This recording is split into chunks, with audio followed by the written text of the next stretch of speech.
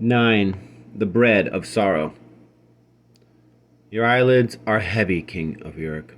How long since you slept? Gilgamesh gave a start. A day, 2 days, perhaps. If only the gods would test me like that. But Napishtim exchanged a smile with his wife. No need, I will set you a test. I don't pride myself on what I did. I had no choice, and the gods helped me. But could you stay awake 7 days and 7 nights if lives depended on it? Of course, said Gilgamesh, jumping to his feet. So Gilgamesh stood on Paradise Shore, eyes wide, despite their red rims. What was so hard about defeating sleep, after all? Did it have claws or horns or fangs? Did it come wearing armor? No. Sleep was soft and wool-lined. Sleep came swirling and silken, rolling over a man like fog.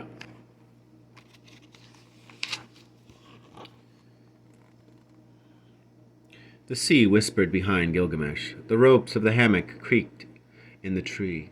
Gilgamesh sat down again and rested his eyes for a moment. Weary? He had never been weary as a young man. How long ago was that? When was it that the young man had paced about his palace too full of energy to sleep? Not so very long, surely. Was old age already batting at him like a vampire bat, draining him of energy? For a moment he thought he saw it bearing down on him, and opened his eyes in fright. But it was only the awning flapping in the sea, whispering breeze. Wife, said Ushnapishtim as Gilgamesh slumped sideways into the soundest of sleeps. Go and cook a loaf and set it down by our guest for him to eat when he wakes. He won't wake for a week, poor weary soul, said Saba. I know that, said Utnapishtim, but bake it anyway. Every morning Saba baked a loaf of bread and set it by Gilgamesh where he slept on the seashore. They lay like 7 pillows beside the sleeping king of Uruk.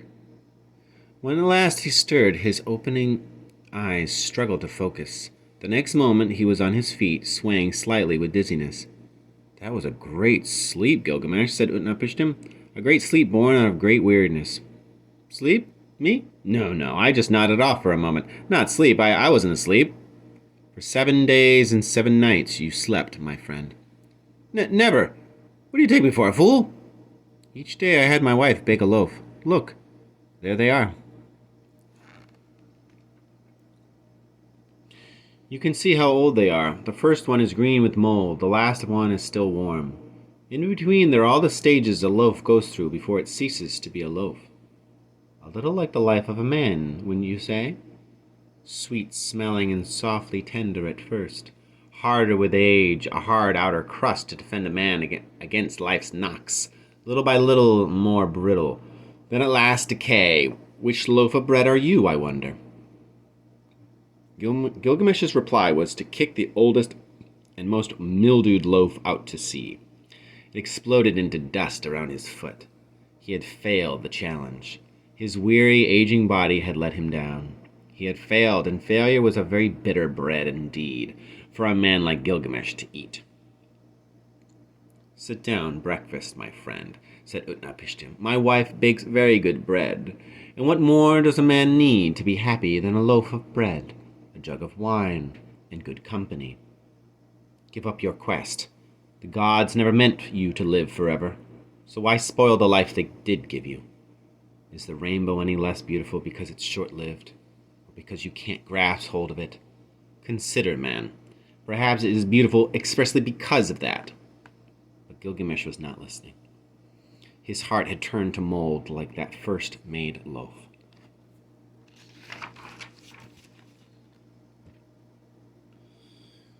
All his dreams had exploded into dust. He knelt in the sand and wept, banging his forehead on the ground, tasting his own salt tears run into the corners of his mouth like spray from the river of death. Urshanabi had brought his ferry close into the beach to see if he could glimpse Gilgamesh.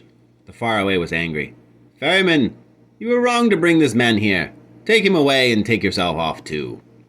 Have you not broken your promise to Shamash by bringing him here? You have forfeited your right to sail in the service of the immortals. Urshanabi meekly bowed his head in apology, accepting his banishment from Paradise Shore. He helped Gilgamesh aboard and put out to sea again. The mast was mended now. A new sail caught the warm wind. Gilgamesh sat huddled in the stern, still weeping. feel so sorry for the man, said Saba, standing in the circle of her husband's arm. He's so very, very afraid.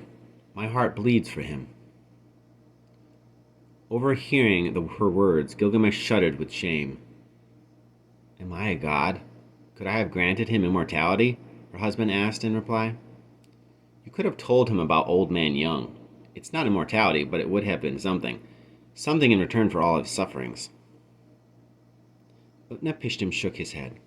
Already he has exhausted his youth and strength on this foolish quest. It would be too great an ordeal, too terrible. I like him too much. You. Too much for what?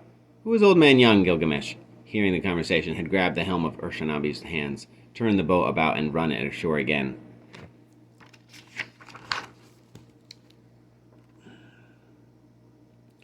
Now he had hold of Utnapishtim.